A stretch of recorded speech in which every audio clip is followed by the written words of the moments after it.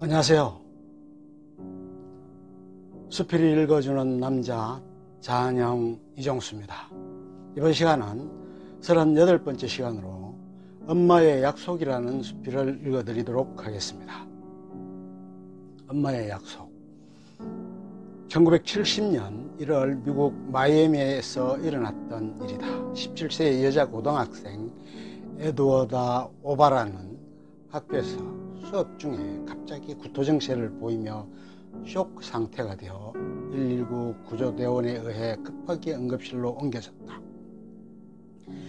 마지막일지도 모르는 순간에 에드워드는 엄마를 찾았다. 엄마 손을 꽉 잡으며 얘기했다. 엄마는 언제나 내 곁에 있어줄 거죠? 엄마, 물론이지. 항상 내 곁에 있겠다.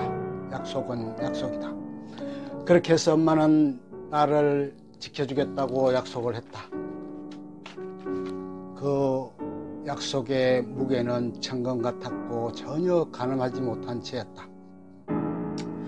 이렇게 본수 상태에 빠진 딸은 42년간을 그렇게 식물인간인 채로 살다가 세상을 떼었다. 그녀의 나이 59세였다. 우리식으로 얘기하자면 못다한 나이인 17세에 병원에 실려갔다가 호백발의 할머니가 되어 이성을 떠난 것이다. 어머니 K 오바라는 그보다 먼저인 2008년에 그녀를 간병하던 그 자리에서 조용히 잠든 채로 숨졌다. 그녀는 26세 되던 해에 조 오바라와 결혼해서 에드워드 오바라를 낳았다. 젊고 발랄했던 에드워드는 미래의 꿈으로 소아과 의사가 되겠다는 소망을 가진 꿈 많은 소녀였다. 그런데 당뇨병에서 그 치료제를 복용하던 중에 약물의 부작용으로 인해 혼수 상태가 되었다. 감기 기운이 있었던 터라 당뇨병의 인슐린 약제가 녹지를 않아 부작용이 생겼다. 심장이 멈췄고 그로 인해 뇌의 기능들이 상실되게 된 것이다. 심장은 적극적인 수술을 통해 다시 박동하게 되고 제 기능을 발휘하게 되었지만 뇌의 기능들은 다 상실되게 된 것이었다. 의사들은 병원에서 계속 치료해 나갈 것을 권고했으나 집에서 돌보겠다는 완강한 의지에 따라 그렇게 집에서 생활하는 것으로 이어졌다. 하루에도 몇 번씩 자세를 바꿔줘야 했고 계속적으로 영양을 공급해 주어야 했다. 음식은 유동식으로 해서 튜브를 통해 공급해 주어야 했다. 또한 2시간마다 그녀의 자세를 바꾸어 주어야만 욕창 등의 병고가 더 이상 생기지 않도록 돌보아야 했다. 1시간 30분 이상을 잘 수 없는 구조였다. 하루 종일 곁에서 지켜줘야만 했다. 그녀는 한 언론과의 인터뷰에서 그렇게 얘기했다. 그녀는 결코 식물인간이 아니었다.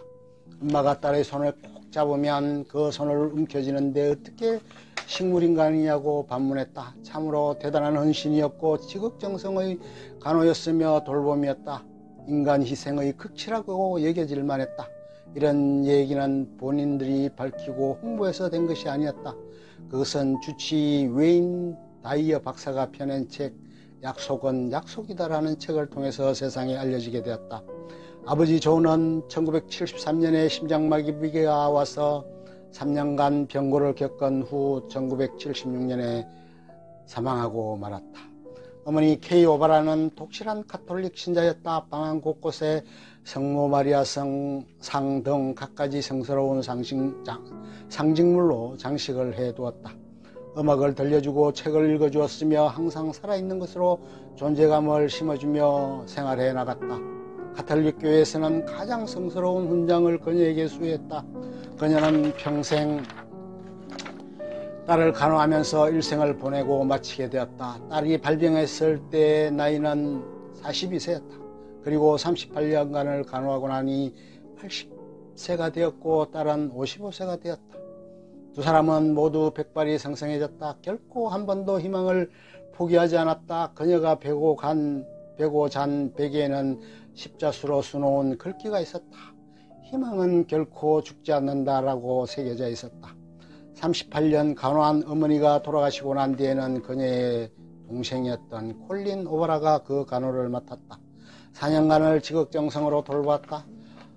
추수감사절이 지난 어느 날 에드워드를 목욕시킨 후 잠깐 커피를 타러 간 사이에 그녀는 영면하고 말았다. 참으로 장구한 세월이었고 유사 이래로 그렇게 오랫동안 혼수 상태를 유지한 경우가 전무후무했다. 다음으로 오래된 기록은 39년이라고 했다.